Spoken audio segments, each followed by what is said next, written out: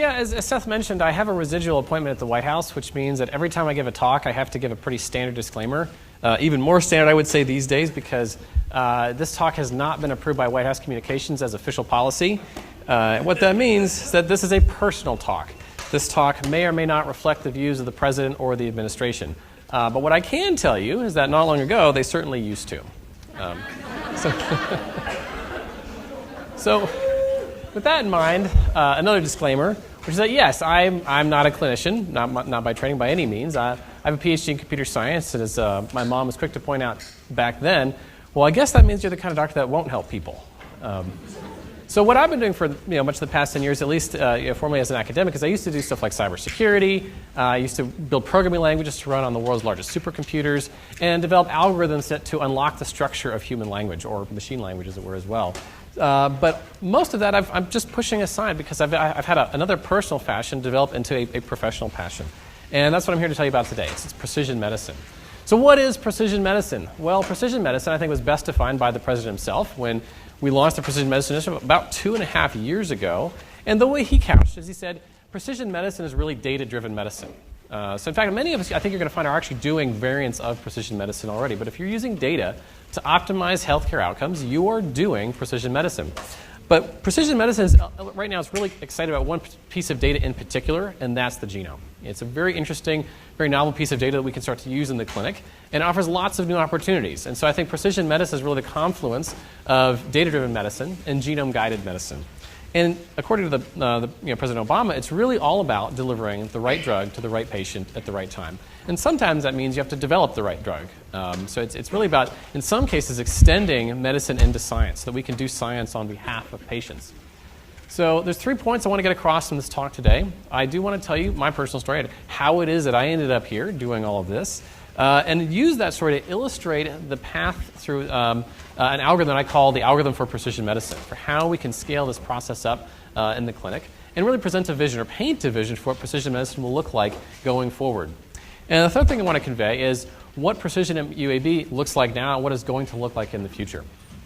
Because I've been here for about 2 months now, so we actually have a case we can start to talk about and what it looks like when we're doing precision medicine for patients here. And I think what you're going to realize very quickly is that this is a team sport. And I need basically everybody in this room on board if we're going to do precision medicine for every patient that walks in the door.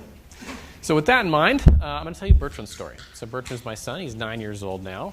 And this is really the story of what happens, you are told, when your child is the first case ever discovered of an ultra-rare genetic disorder. And that's exactly what happened to us, exactly what we were told about 5 years ago.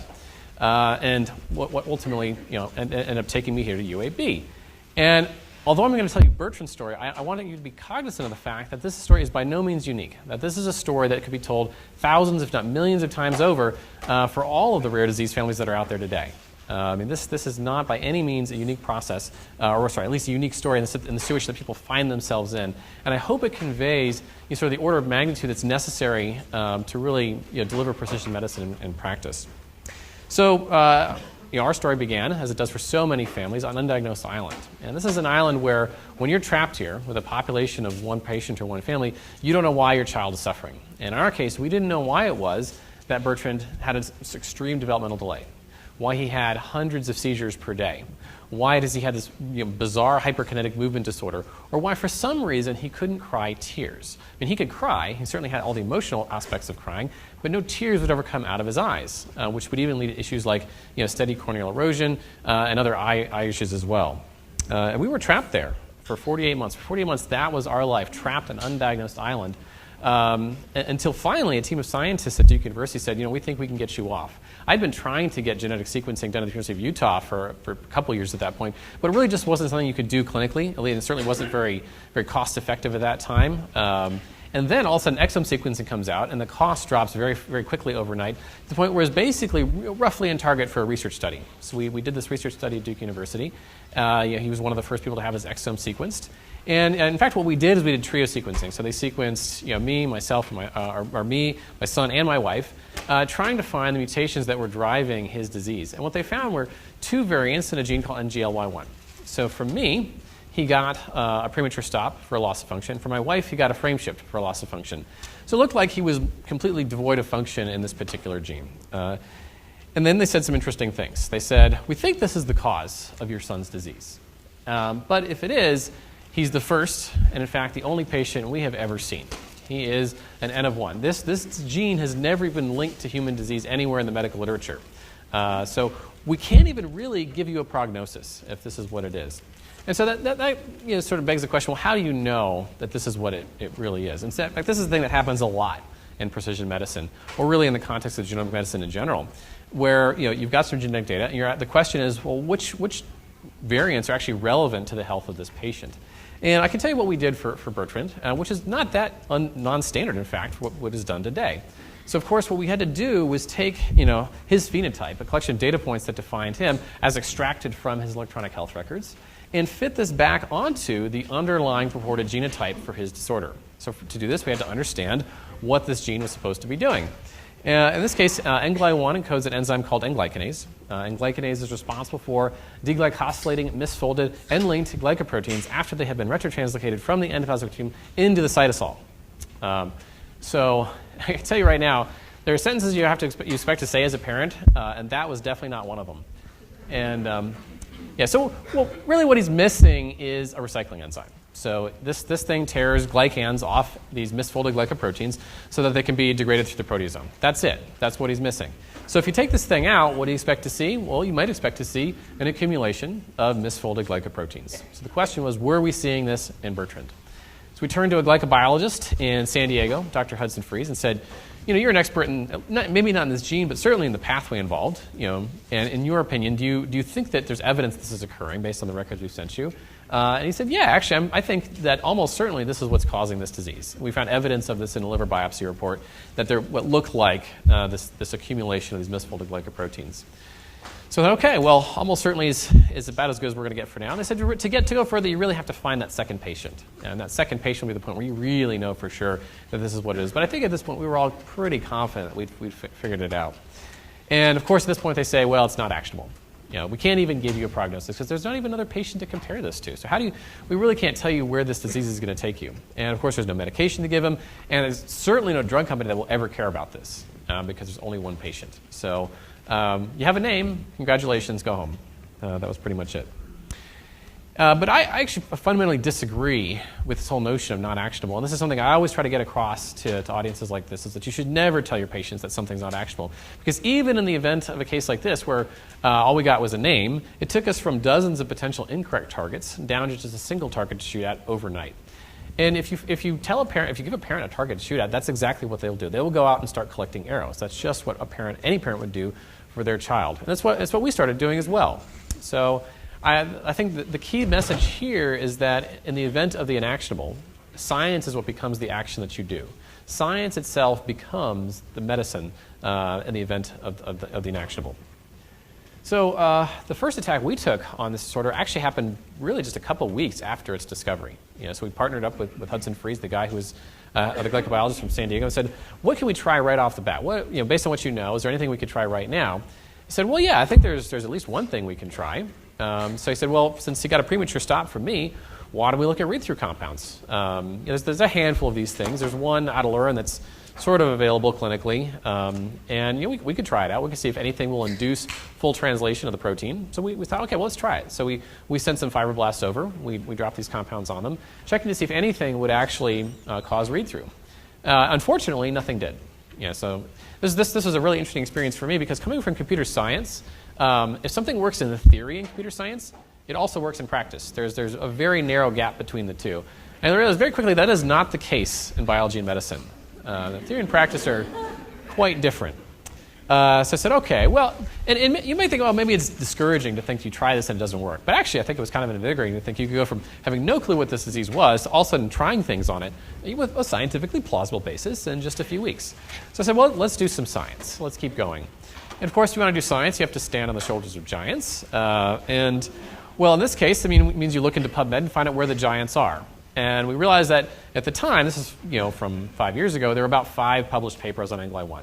And it had been discovered in 1991, but there really wasn't much information available about this gene at the time. And I can tell you now, there's probably on the order of 20-some papers published on NGLY1 today. So we've learned an awful lot about this gene in a very short amount of time, thanks to the discovery of the disease and essentially the human model of this disease. So with that in mind, we said, well, we're definitely going to need some more giants.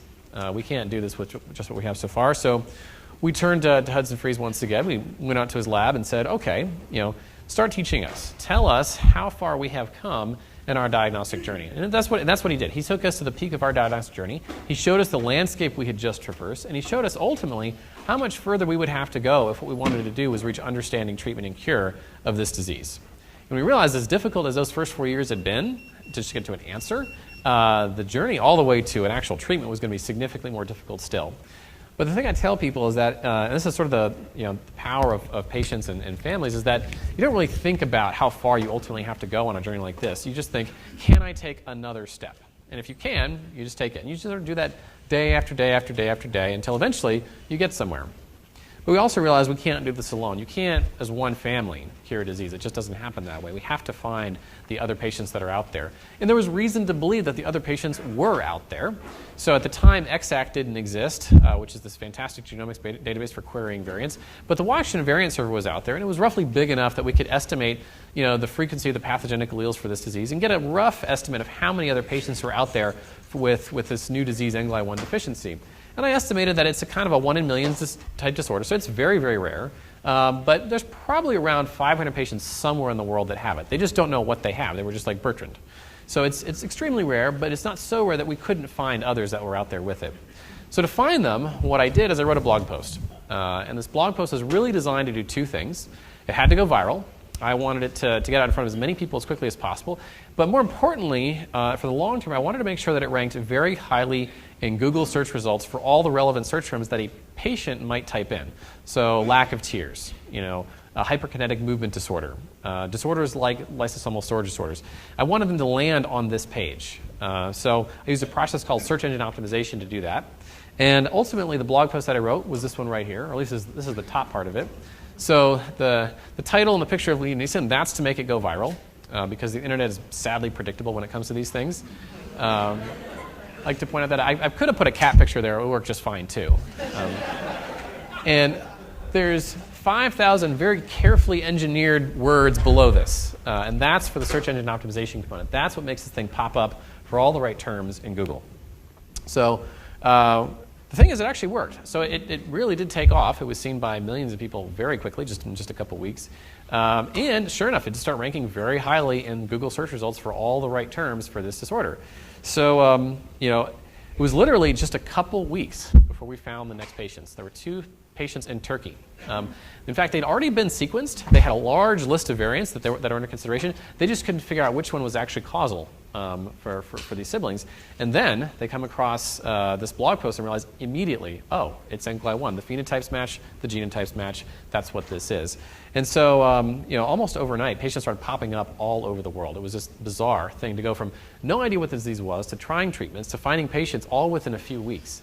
And what this did for us is it really washed away this dark night of uncertainty that you live with on Undiagnosed Island, and it replaced it with the sunlight of science and community. And so this was to go from isolated to a community in just a few weeks was a really transformative experience.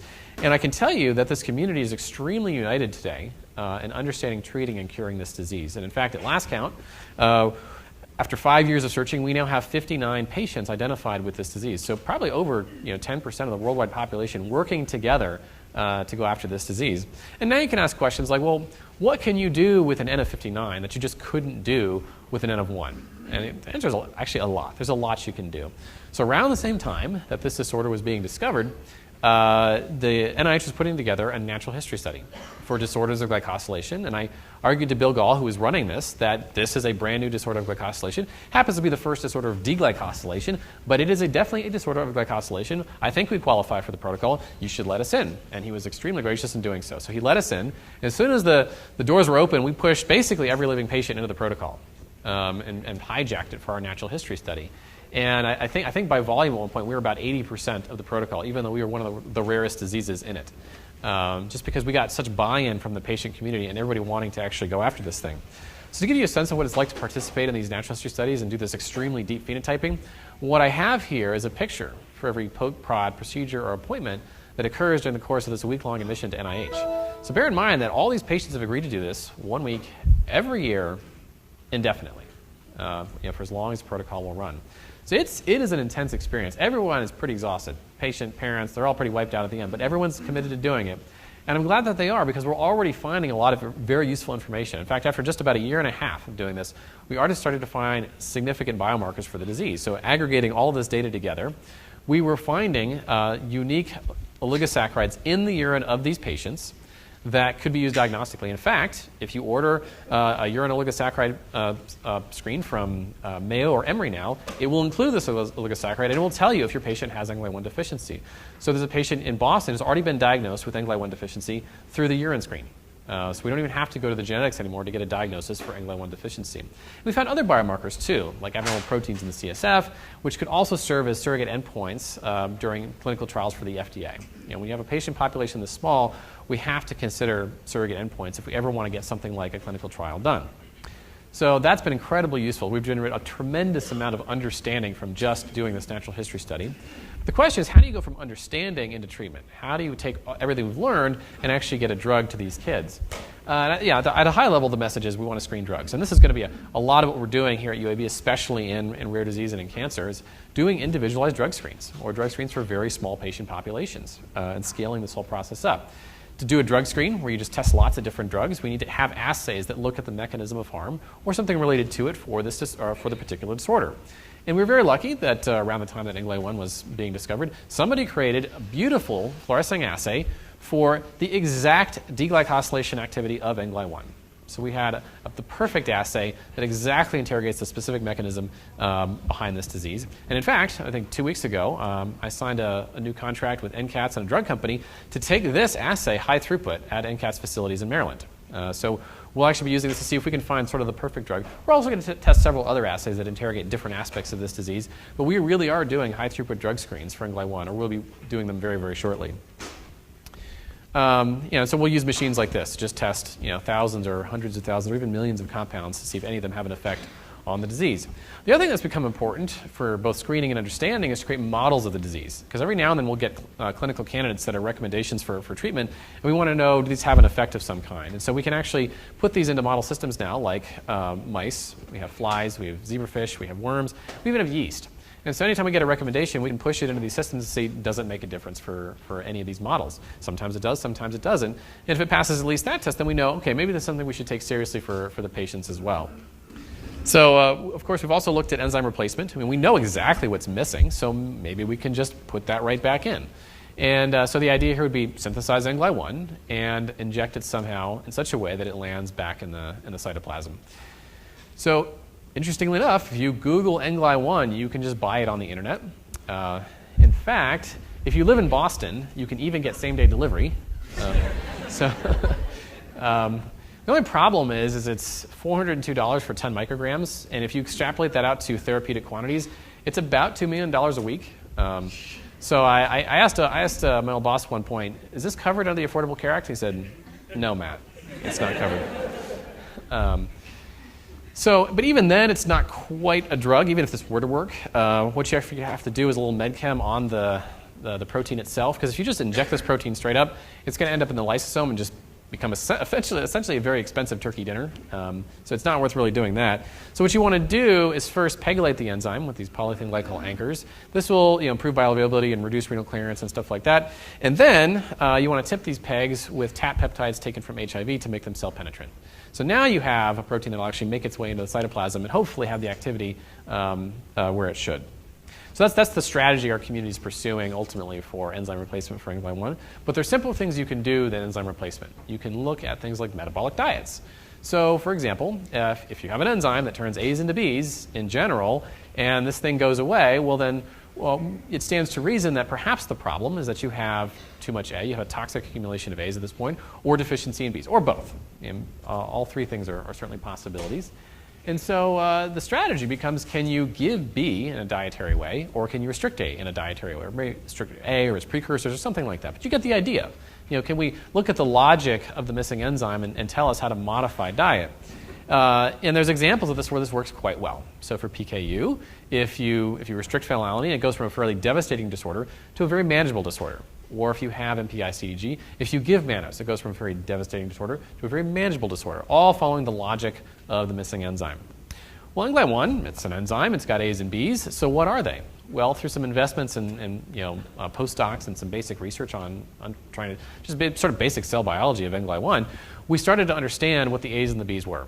And I actually sort of put it all together one afternoon at NIH and said, I think I know what the A's and the B's are for Enzyme 1 now. Well, we knew the A's were these misfolded glycoproteins.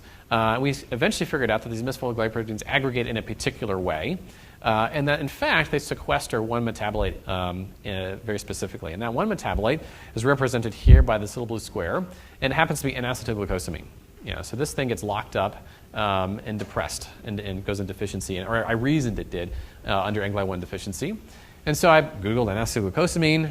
Sure enough, you can, just like Enzyme 1, you can buy it on the internet. You can buy this stuff on Amazon. And it's about 25 cents a day for what would be roughly therapeutic quantities. So I ordered a bottle of it, took it myself, and I didn't die. So that's always positive. And consider that effectively FDA phase 1 safety testing. And the way you'll hear rare disease parents talk about this sometimes. Say, because in my household I am the FDA, and this is where I have to remind you that I'm definitely not speaking on behalf of the administration. I'm definitely not the FDA.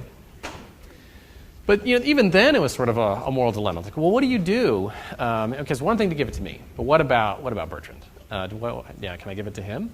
And I wrestled with this for a while until he basically answered the question for us. So he is prone to recurrent pneumonias. He had a really bad pneumonia, went to the hospital, and came very close to dying. And I thought, man, if this thing was sitting on my shelf and he had died right then and there, like there's no way I could forgive myself for having never tried it. So the plan I put together was, okay, once he's home, once he's healthy, once he's stable again, let's start him on a low dose and ramp up, and let's just see what happens with this stuff, because we just have to know. And so he got home. It took about 3 weeks. He was sort of stable again. We put him on it, and I went into his room one morning, and I saw him crying, and what I saw him crying was tears. So he was crying for literally the first time in his life, and really the history of this disorder. It's the first time any patient had cried tears. So even then there was another ethical dilemma. At what point do we tell other patients that this is happening? Because he cried lots of tears, and he still cries lots of tears. And we're like, well, how do we know that we've got enough evidence that this really works for him? So we even tried pulsing therapies where we'd put him on, take him off, put him on, take him off, and watch the effect come and go. And eventually we started to trust, or tell some of the other families that were sort of scientifically sophisticated, here's the evidence we have in favor of trying this. We think you should try it too. And then we didn't tell them what to watch for. They started to see tears too. So we thought, okay, this is looking real. But I did what any parent would do when he saw his child cry for the first time. I collected his tears, packed them on dry ice, and shipped them to a lab in California for proteomic analysis. We really did this. And the reason this is even interesting is that there are different proteomes between the pain tears and emotional tears, and sometimes you can discriminate between the two. So it was 1 tear for Bertrand initially, but I think ultimately became an ocean of science for the disorder as a whole. And in the interest of sort of scaling this idea up of metabolic diets in the absence of an enzyme, I actually had some colleagues out here just this past week. So Jean Yang's computer scientist from CMU, and she works on this really cool cellular simulation technology. And we started actually putting together simulations of these monogenic metabolic diseases and predicting what metabolites should be accumulating and what should actually go into deficit. So we actually have this simple system now that we can use to predict what might be therapeutic in a more systematic fashion for more patients that come in after this. So I'm excited to see if maybe we can actually start to make recommendations that are reasonable for other patients in the clinic now too. And whenever I give a talk like this to normal people, as opposed to you all, they say, oh, well, that's great, Matt. But you all say, well, that's great, but. I'm really glad it works in humans. The real question I want to know is, does it work in flies? To figure this out, I partnered with a human geneticist at Utah, Clement Chow. We built a fly model of the disease. And if you give flies Enzyme deficiency, it's pretty bad. They have about a 17% survival rate. But if you raise them on this compound and keep them on this compound, they have about an 80 to 90% survival rate. So it's a pretty significant effect. And the flies have actually given us a lot of insight into the nature of what's happening when you put them on an acetylglucosamine. So I think we have a pretty good understanding of what's happening in this case. In fact, I think we're very close to getting a paper published on this based on the fly data and our understanding of the mechanism involved and how it's therapeutic. So with that, I said, well, tears are good, but how much further can we go? And I really started to shift more and more of my intellectual energy away from computer science and into biology and medicine to think, I want to do more traditional drug development at this point. I actually picked up a grant to do novel therapeutics development for Enzyme deficiency, partnering with medicinal chemists at the University of Utah, my old institution. And we started playing around with planaria worms. So we used RNAi to give planaria worms Enzyme deficiency. And the cool thing about planaria is if you cut a planaria worm in half, what you get is 2 planaria. They're fully regenerative. So wonderful model of development. And from there, we gave them Enzyme deficiency. And do you know what happens if you give a planaria worm Enzyme deficiency and then you cut it in half? What do you get? Well, what you get is a worm that's been cut in half. So yeah, it loses this regenerative phenotype when you give it Enzyme deficiency. So then we said, okay, well, can we start knocking down other genes to see if they modify this loss of regeneration? And we had some educated guesses to make based on some research that was going on. So we tried a few things and realized that if you knock down both Enzyme and another enzyme called NGase, that you actually regain this regenerative phenotype. So the worms could regenerate again under this double knockout. So that was pretty strong evidence that NGase is a really good inhibitory target for a therapy. And in fact, at this point, I said, well, let's find some NGase inhibitors. Let's see what we can do with them. So again, I shifted more. I sort of went back from biology and medicine into computer science to actually go look for these inhibitors. And what we did, we said, well, there wasn't a crystal structure for human NGase available, but there was a crystal structure available for bacterial NGase. So we used homology modeling to tweak this into the crystal structure for human NGase, and then started doing docking simulations to see if there was any small molecule that was inverse in shape and charge to the catalytic domain on NGase, and that might act like an inhibitor in some way. That was the idea. And sure enough, after looking at 200,000 molecules through the computers at the Huntsman Cancer Institute, we found 70 compounds that appeared to at least be interactors with NGase. It was anybody's guess as to whether they were actually inhibitors or not. 14 of them were already FDA approved, so we put these right up to the top of our priority listing. And then with my collaborators, we went to the bench and used mass spec to test each one individually to see whether or not they really had this inhibitory activity. And sure enough, one actually did. And that one is Prevacid. So my Prevacid at Costco. So yeah, Prevacid is honest-to-goodness inhibitor of NGase, this target that we found that seems to work in planarian worms. And it's of course same ethical dilemma. Do we put him on it or not? And sure enough, we decided, well, eventually, it seems reasonable to put Bertrand on Prevacid. There are plenty of other reasons why we might have done it. It's reasonably safe. Let's give it a shot. If you want to know more about how we found Prevacid, and in fact, the fact that all proton pump inhibitors serve as inhibitors of NGase, we've got a paper on this now. And amazingly enough, about a week after that, our paper came out. Another paper came out showing that if you do a double knockout of Enzyme and NGase in mice, they go from embryonic lethal to survival. So we have lots of evidence that this is in fact a really good target for therapeutics. I actually, thanks to the authors actually knew about this result well before it was published, but it was certainly exciting to see that around the same time that the therapy was potential therapy was being published, really strong evidence of its effect was being published as well. Now, the thing with Prevacid is that at non-toxic doses, we can't get to what we predict would be full inhibition of NGase. We can get to some inhibition, so we would expect some therapeutic relief potentially, but we know we can't go all the way and stay safe with these kids. So this means we're also having to now do medicinal chemistry. So we've partnered with Trophin. They're one of our partners with NCATs.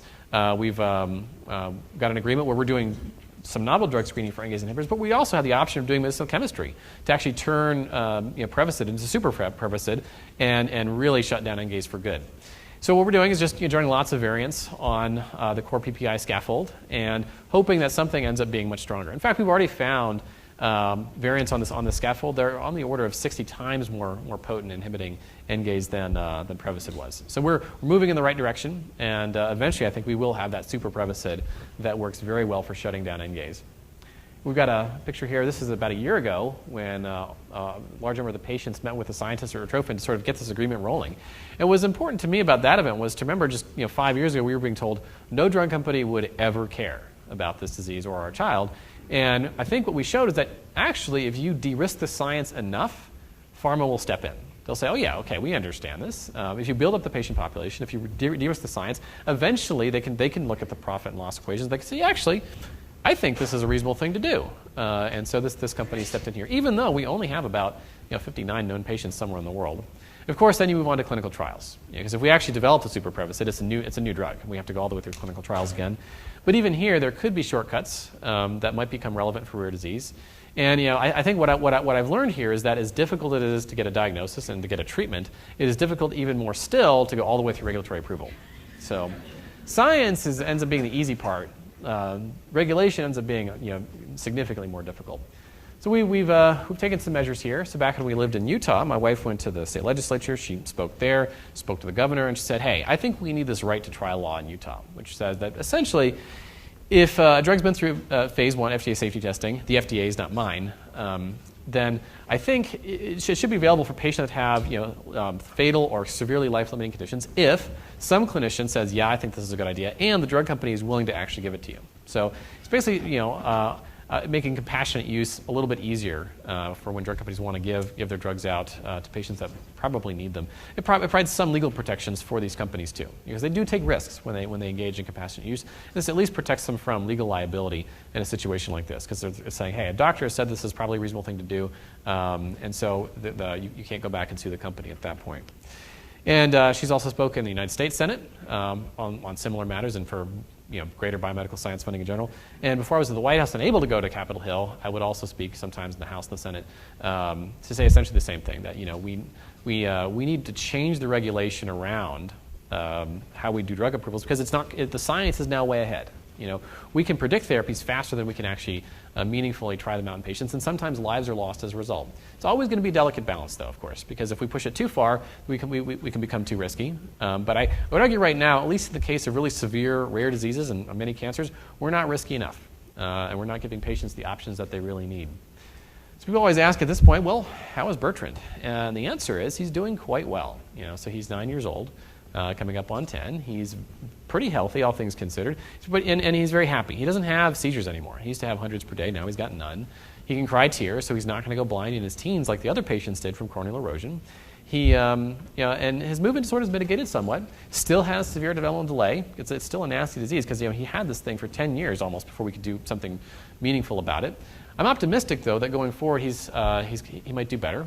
We certainly looking at the animal models would expect some improvement based on Prevacid, and I think we'll actually see that too. I can tell you right now, I'm seeing him do things now at 9 years old that I have not seen him do since he was 1. So I think we are unlocking some developmental potential here, and time will tell. We're certainly interested in talking to NIH about more rigorous clinical studies, and I think we'll actually do something at some point to figure out what the true benefit of these compounds are. But the bottom line for me as a parent is that he's a happy kid. He actually is happy day in and day out. And I think that's the most important thing to me as a parent, to have a happy child. So that's the story. Now it's time for the vision. How do we take the story I just told you and scale that up from a single N of 1 to many N's of 1? How do we do this over and over and over again? And was NGLI1 in some way unique? I don't think it was. I don't think there's anything special about this that couldn't be replicated over and over. And I think if you want to do this over and over, we need a process. We need an algorithm for doing this again and again and again in a very systematic way. So we need a process for this algorithm that takes patient data and maps it into a pill or a procedure or some sort of therapeutic option for them. So that's what we're really after. And what I'll do now is I'll show you at a high level the whole algorithm as a flow chart. I'm not going to break it down individually and go through the whole thing, but just to show you that I have thought about how to do this in a very systematic way. And this is a process that I coach other patients through. Even before I got here, I've been coaching patients on this process. And it branches on things like, okay, once you've got your sequencing, you need to do analysis and interpretation.